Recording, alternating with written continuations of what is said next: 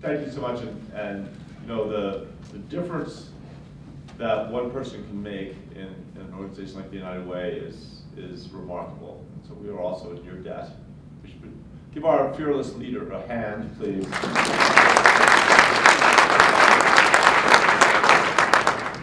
So much of life is about focus and getting lots of people to recalibrate where their attention is and what they decide they're going to do each day when they wake up.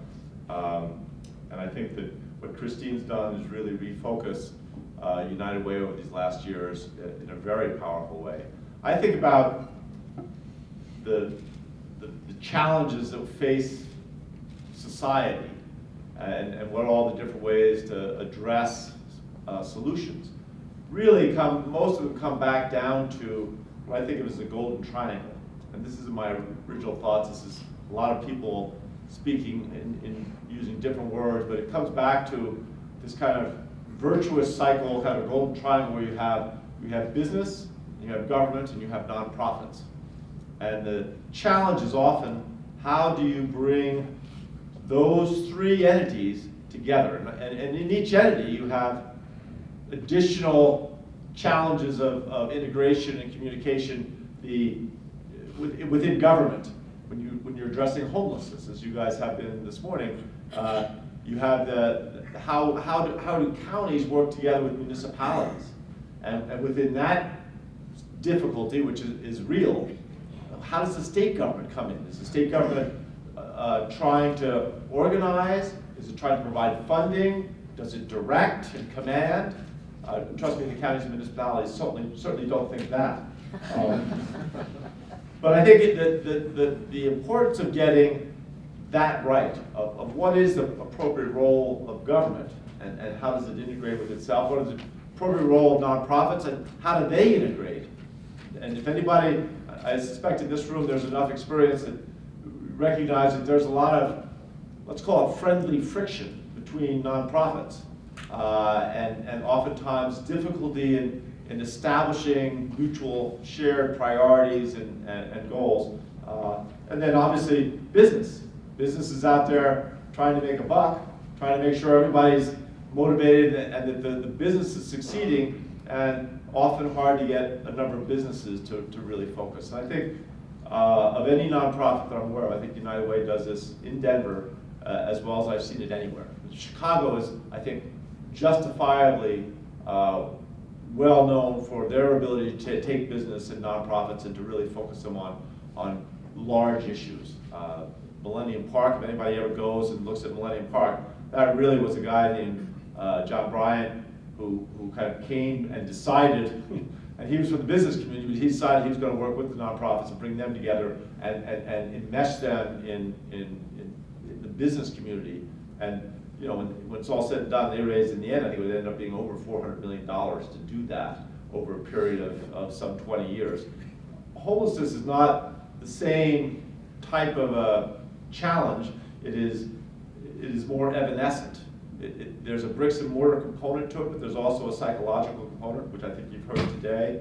The states, last year the state of Colorado funded, I think it was 283 permanent housing sites for, you know, what we look at as the real ability to change homelessness. So it's not just a housing site, but it's a housing site where someone who's been living in chaos, someone who's been living in crisis, can come and have support. So if they've got mental health issues, they can get attention, they can get medication if they need it. If they need training to get to a job, that training is readily available. So often a lot of the debate over government's role in homelessness is, it seems impossible to solve. Why is government involved in something and it doesn't seem like there's any progress? We worked from when I first got elected mayor in 2003. I never, as I'm always proud to say, I never ran for student council or class president. I didn't hang out with the people that did. And I know I'm offending, there's got to be at least 50 class presidents in this room. But one of the first things, when I had first opened the Wine Coop Brewing Company back in 1988, we saw every day walking in, back then, the rent was $1 a square foot, tumbleweeds would blow down the Lake Street on weekends, and there were just a lot of people living in alleys. So we tried to employ them and put them to work and got to know them pretty well, and saw how emotionally fragile they were, and recognized that you couldn't just stick them in housing and think they'd be all right. And I think as we began working on it, when I first got elected mayor in 2003, we recognized that it was going to take more than just shelter, right? More than just a place to sleep, but a support framework, so that we could make sure they got the job training, they got medical attention. If they had addictions, they could get counseling for that, and real attention. So we weren't just allowing them kind of perpetuate this life of misery, but we were really pushing them to get off the dime and take responsibility and control for their lives. And in 9 times out of 10, that involved getting them into some sort of a job. And one of the great benefits we've had is the number of businesses, I know many of you in this room have hired chronically homeless individuals, and you know that it's hard, that a lot of this I call emotionally fragile, but it has many different faces. That some people, they go through cycles of depression that make it very difficult for them to function and work, and they need a little extra support on that. When people are coming out of addiction, whether it's alcohol or drugs, frequently they will slip off the tracks. And I remember when Snooze first opened over in kind of Lodo, and they have always made a big effort to try and have a chronically homeless individual in each of their units. And the first story, I can't remember his name, but one of their early employees that they took who'd been living under a bridge for 10 years and drinking pretty much on a regular basis.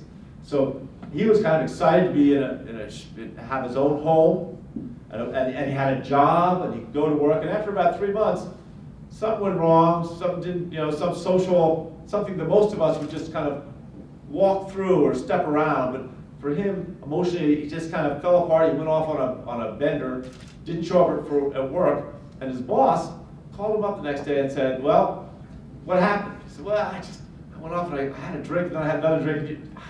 I know, I'm sorry I disappointed you, and I apologize, and I'll pull myself together. I'll figure out something to do." And his boss, who was the manager at the First News, said, "No, you're coming down to work today. We need you. You're part of our team." And he said, "You do? You want me back?" I mean, he had no belief that this business or society had any use for him. So he came back that day, and again, went another 3 or 4 months, and then he fell off the tracks again, right? And same thing happened. This time, the shift manager drove to his home, picked him up, and said, "We need you, and you gotta be here now. It's important." So he came back to work. I think he fell off the tracks another time, but then all of a sudden he kind of got in his groove, and he went for a year, I think a year and a half, and finally actually left to another job, but kept his life together. I mean, that's the kind of dedication it takes to save a life, right? To really change the structure that we find ourselves in. It's not hard to figure out the math of why we have this epidemic of homelessness. You read about every day the shrinking middle class, how certainly technology, and this has been going on for 20 years, has concentrated wealth in a smaller number of people, and as wages have stayed pretty flat, and if you look back at food, not a lot of inflation with food. Clothing, remarkable. If you go out to Walmart and look at what a decent shirt costs, it hasn't gone up that much in 20 years. It's really amazing.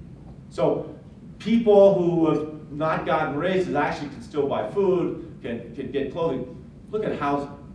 Housing has done nothing but go up for 20 years. And I'm talking never less than 5%. If you average out the recessions with the expansions, it's been a tremendous growth vehicle. Lots of people have made, I know people in this room have made lots of money off real estate.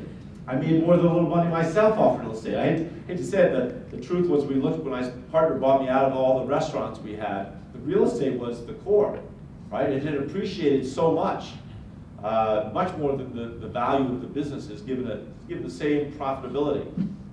What that means, of course, is that housing, the cost of building homes, is so far beyond the reach of most people. We as society have to figure something out. And the best solution we have right now is the state of Colorado going out and providing 283 homes in our best year ever. Well, that's obviously not sufficient. At some point, the government and the nonprofit world and businesses have to sit down and say, all right, what is the magnitude of this problem? And I can tell you what the magnitude of the problem is. It's somewhere in the realm of, I don't know, 35,000 homes or 45,000 homes for the metro area. It's significant. You can argue, well, can't some of those be filled by taking the really falling apart homes in the more rundown parts of our metropolitan area? Sure, there is some level of elasticity in those kinds of numbers, but if we're really going to address this, the first framework has got to include some difficult discussions around, all right, how are we going to build that amount of housing? Because as most of you know, government right now is so mistrusted, and I'm not sure, in having been in government now for a dozen years, a lot of that mistrust is fair. I would argue a lot of it's misplaced as well. But there is, for whatever reason, a lot of those same people who haven't had a raise in 15 years to speak of, and are really working two jobs just to stay in the same place they were, facing consistent challenges, they're mad as hell, and they don't want to see government going out and raising taxes to build a bunch of homes. So I think the solution is going to have to come from more of a partnership in some way. We're going to figure out some way of finding resources from different places and bringing them to bear. That just gets you the housing, right? And you can all imagine that when you're looking at those kinds of numbers, that's a fairly large hurdle to get over. And then we've got to make sure we have the support services certainly for the chronically homeless, and that's a much smaller number, right? That's just we're in the small thousands there, a couple thousand people that are really, I think, genuinely chronically homeless. But it's still a significant cost because that wraparound service adds another, $4,000, $5,000, $6,000 a year, even if you have them in facilities that are well designed and equipped. I know that we at the state are working now with local municipalities all over the state on several different programs to make sure those services and that support comes more readily. We call it one family or one congregation, one home. I always get the name wrong, but we now have rolled out in almost all parts of the state where congregations of different faiths take responsibility for a homeless family. Now, these aren't chronically homeless individuals, but homeless families are generally the most rapidly growing component of homelessness. And the one congregation, one home says, all right, a congregation within whatever faith it is will raise the first month's rent and the deposit for a homeless family.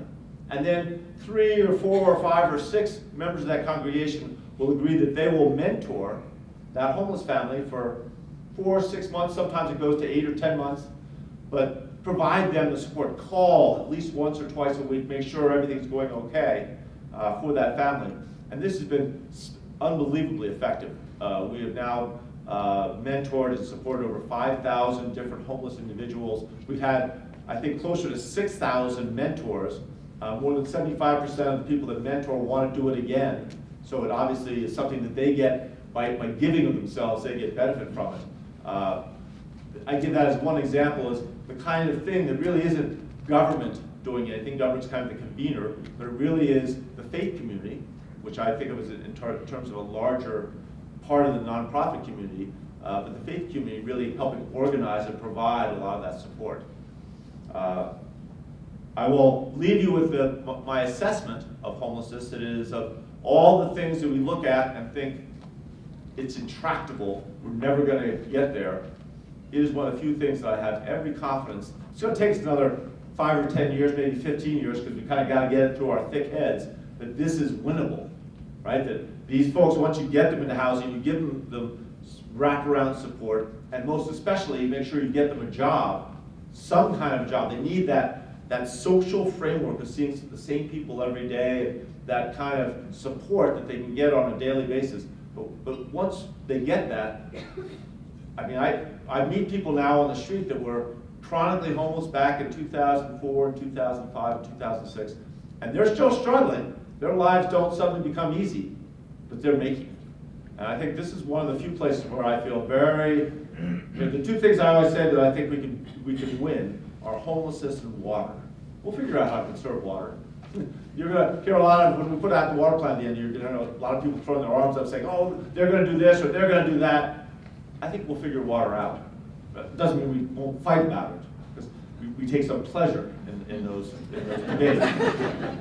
But homelessness also, if we roll up our sleeves and put our minds to it, we'll win that too. And I think where those sleeves get rolled up and where those minds begin to get focused is right here in this room. This is as good a group of people as you're going to find for solving a problem like this. And you know, I think that the next economy, this thing of Facebook, you know, that Google came and originally the internet just helped you buy stuff or learn stuff.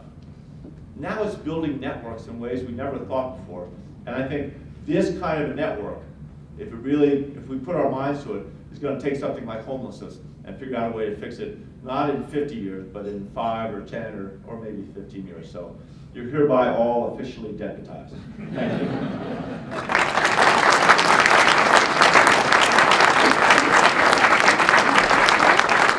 The governor very graciously said he would take a couple of questions. So I know we have microphones, and we want to take full advantage of the governor being here.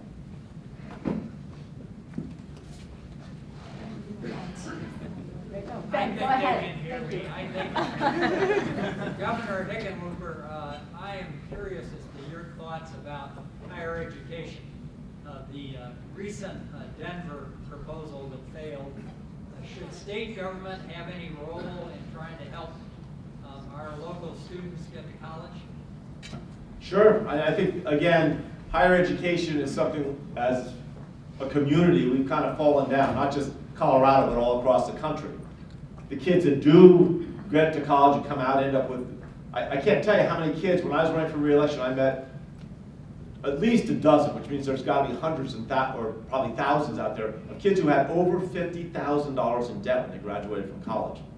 That's crazy. What are we thinking? I mean, that's great if you're coming out and you got a degree in medicine, right? But if you're just coming out with a degree in basic business, or you haven't done graduate school, or got a degree in English literature, like I did, that's a ball and chain, and it's going to keep you from entering the economy. It's going to keep you from buying a house. So the state has been, we've created the kind of a match to encourage local communities like Denver, or Weld County now. It has a scholarship program that they're using some of their county taxes for, and the state's trying to raise the money in difficult budgets to do a match, so that in our mind's eye, this should be a partnership between the state government challenging local communities, and that can be local government, local nonprofits, local businesses. A big part of the Denver Scholarship Foundation has been the business community support that really made, I mean, that's several $1 million a year. And I think they're going to be able to expand that, or I hope they are. What they tried to put on the ballot, what they did put on the ballot, which didn't succeed, 2A, was going to be that last part to make sure that every single kid, if their family didn't have enough money, and this was going to go up into middle class, kids whose family incomes were $60,000 and $80,000 a year, but they would make sure if these kids worked hard enough, they would get to go to college. And the thing I really loved about scholarships from the first time Tim and Bernie Marcus and I started talking about the Denver Scholarship Foundation back in 2005, so often when you go into schools, in elementary schools, and you see kids, and when I was running for mayor in 2003, I made the bold promise. I don't know what I was actually, Michael Bennett tells the funny story because he was kind of helping out on the campaign. And he said, well, why don't you say, because the mayor hasn't been talking to the superintendent, they're separately elected, they have no control, they never talk together. Why don't you say, if you get elected, you'll visit every public school? I said, that's a great idea. So I got up the next chance I got, said, well, if I get elected mayor, I guarantee my first 4 years I'll get to visit every single Denver public school. Later, Michael would say, if I had better staffing, someone would have pointed out to me that there were 161 public schools, and that I would spend 2 hours every week going to a school. But I did that, and it was amazingly illuminating. And I saw so many of these kids that because they were from such poor families, they didn't believe they were ever going to get to go to college. And I talked to them, and they just didn't think, I'm not going to go to college. My family doesn't have any money. And that's when it planted the seed, and you've all seen a couple of those stories from when we were kids, and some guy, guaranteed a whole elementary school if they'd work harder, they'd all go to college, and they all worked harder. Well, imagine if we got every kid, if we could have passed 2A, and that became part of the culture in Denver Public Schools, that it doesn't matter how poor your family is, you work hard enough and you will go to college, you will not come out with debt, you will be able to afford college. And then in every 5th grade classroom, every 7th grade classroom, the kids are all working 10%, or let's say they're only working 5% harder. Or let's say only half the kids are working 10% harder.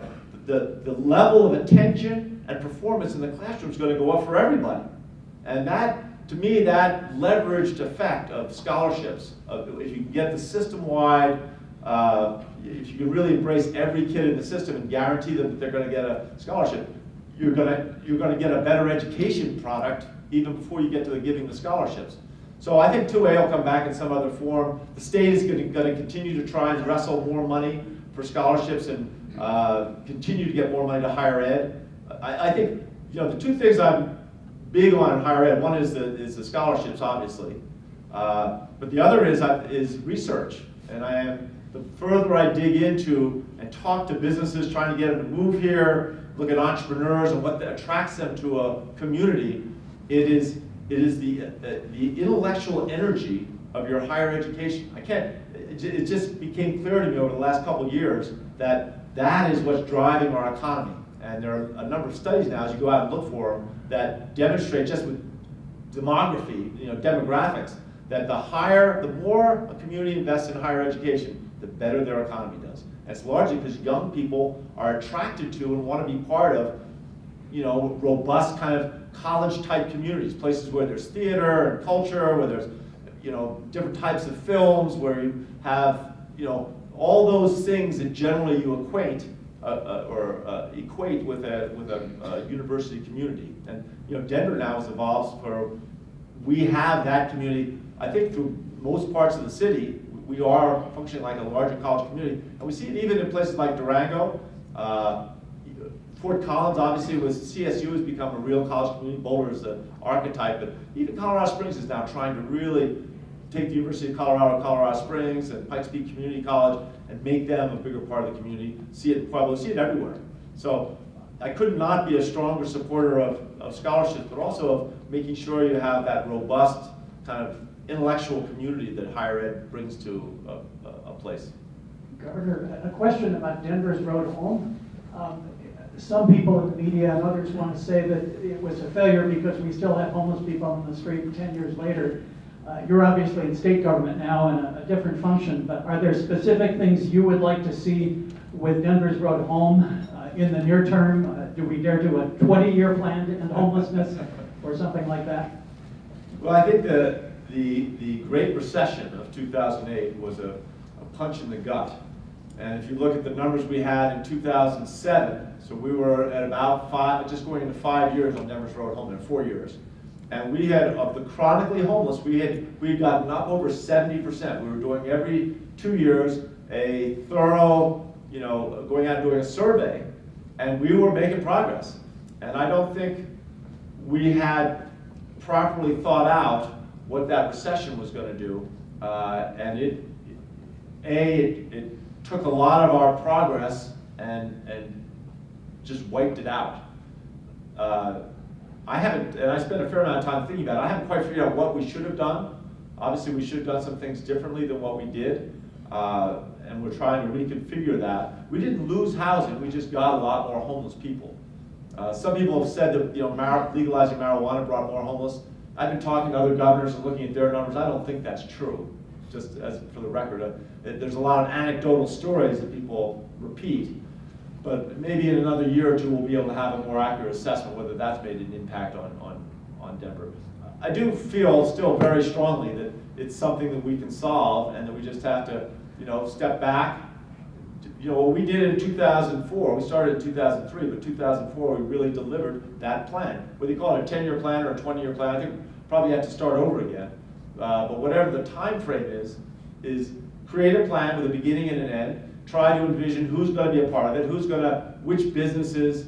The great thing about Denver's Road Home was there was a period there where we had almost every hotel downtown contributing on an annual basis. We had the Broncos and the Avalanche and the Rockies and the Nuggets. They all put in $1 million between them all. I mean, we had everybody believing that we could get that done. That's the thing we have to recreate, I think. And is that, I think, more likely it should be a metropolitan area effort, and I think the state should play a larger role. When we did Denver's Road Home, the city and county of Denver did it pretty much by itself. And to a certain extent, I think we could have better outcomes if we all worked on a larger scale, more collaborative effort. Anything else? There's one. Oh, go ahead. Wait, we'll take that question back down. Because who knows what Christine will ask. Thank you so much, Governor, for being here. We all appreciate it. I'm thinking, we're growing so much, 40, 50,000 people a year. And I'm wondering, are we getting a disproportionate amount of homeless through our growth? I don't have any numbers to answer that. I do know that when we look at, when we do surveys on education level, it appears that most of the in-migration is fairly high educated. If there's really a disproportionality, it appears that we are getting lots of people with college degrees and post-college education that are kind of filling up our jobs. We are one of the 2 or 3 fastest growing communities in terms of tech jobs. We are, Denver Boulder is #1 in the country for per capita tech startups, based on what the Kauffman Foundation had put out. So we're certainly attracting a lot of educated people. I haven't seen numbers. Maybe I'll go look and see if I can find numbers on whether there's a level of indigence that we're also attracting that are coming with it, coming with that in-migration. Generally, the studies back when I was really on top of this in 2004, 5, 6, 7, almost every study there showed that chronic homelessness, generally people stayed where they were, and they did not migrate to a great extent. There is a level of homelessness, people that were trying or been out of work and maybe been homeless for 6 months or a year, and they go somewhere to try and set down new roots and find a better job. They generally do follow those kinds of waves of employment. But they generally aren't the people, the homeless people that take the most resources. They generally find a job and find a place to live and begin to put their lives back together. All these things, the funding for homelessness, for scholarships, all that, in Colorado is always difficult because we are, with Tabor, we keep our spending very fixed. And I know you guys don't want to hear all about if I have to talk about the hospital provider fee one more time, it's probably gonna, well, I can't say anything too drastic because I'm gonna have to talk, I know I'm gonna have to talk about it hundreds of times. But if you take out the hospital provider fee, right, which was a thing in 2009 that the legislature, the hospitals in the state were dealing with literally tens of millions, hundreds of millions of dollars a year of uncompensated care. So indigents and chronically homeless would come to their emergency rooms, and a chronic homeless person, when they generally have chronic diseases like diabetes or something, when they get to an emergency room, their arm would be already turning blue. The hospital would have to take them in and keep them sometimes for a couple of months, because since they're homeless, you can't just release them to the street if they've got these conditions. And the average cost per visit of a chronically homeless individual in 2006, the average cost was $28,000. That's per visit, so staggering numbers. So the hospitals in 2009 petitioned the state and the legislature passed created legislation to create the hospital provider fee, which was a fee per bed from all the hospitals, come into the state would use it to get a federal match to expand coverage so that these indigent people, when they came to the hospital, they could sign them onto Medicaid, and the hospitals would be able to get compensation for providing that care. John Suthers told me this last week when he was Attorney General, this was when Bill Ritter was governor, and John Suthers said he wrote a letter to the legislature saying, this is a fee. This should not count towards the Tabor cap. And this is good. It doesn't seem like a problem now because we're so far in this recession, but you should not leave this for later times. It's going to become a big political debate. So you should make it a fee now, which they didn't do. So that hospital provider fee counts towards our Tabor. Hospital provider fee is now up over, last year was over $450 million. If you take that hospital provider fee out, let's just imagine it wasn't part of our state budget. Our growth since referendum C, which was in 2006, when we reset what the Tabor limit was, we have stayed, coming out of this recession, we're one of the few states in America where we can say our spending has not grown by more than inflation plus population growth, which is something we should all feel very proud about, right? That's what Tabor is supposed to do. Make sure that we didn't keep going out and spending more money without a vote of the people. So even whatever resolves with the hospital provider fee, the challenges for us if we want to deal with homelessness or scholarships, make sure that we have wraparound services in our supportive housing, we'll have to really do a job of letting people know, orchestrating the business community and the nonprofit community, because any kind of new resources from the state are going to take a vote of the people, which, again, I don't have a problem with. I think is perfectly legitimate. It just puts a big burden on all of us to educate ourselves, and especially when we get further down the road with some of the dependencies, right? Our state, like every state, is getting older. As people live longer and retire, and live much longer after their retirement, some of those burdens of low-income people that get older are going to be greater than they are now. And we're probably going to have to figure out some way to pass some sort of funding for that. I'm talking 10 or 15 years down the road, and that'll be very difficult funding to get, right? Very, very hard to persuade people that how we're going to accommodate an aging population that in many cases is infirm and sometimes indigent. Just something in case you didn't have enough to worry about. Last thing, I'll get out of here. Christine, did you have a question? More, just a comment.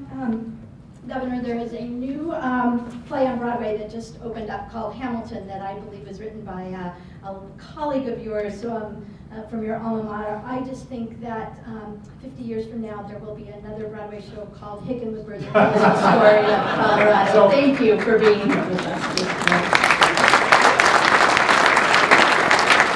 Christine, we're going to New York I'm going Friday afternoon, and we're going to go see Hamilton. So she saw there's a guy named Lin-Manuel Miranda, and it's worth, you can go, if you Google Lin-Manuel Miranda and the White House, you can see one song it's the first song in this play about Alexander Hamilton. And who knew that Alexander Hamilton was a homeless orphan, he was an illegitimate child, totally self-taught, kind of grew up and I think he was born and grew up in St. Croix, found his way to the New World and became George Washington's right hand, and had this incredible life until he had that crazy duel where Aaron Burr shot him. But anyway, what this kid Lin-Manuel Miranda, who went to Wesleyan, so he's not really a colleague of mine. He's 25 years behind me in college, but he's put this whole story on Broadway to hip hop. So it's all really fast-paced, lots of words, and everything rhymes. And I've only heard the one song, but it's pretty cool. So I'll if I'm looking down from heaven someday and there's a Broadway musical called Hickenlooper, I'll think of you.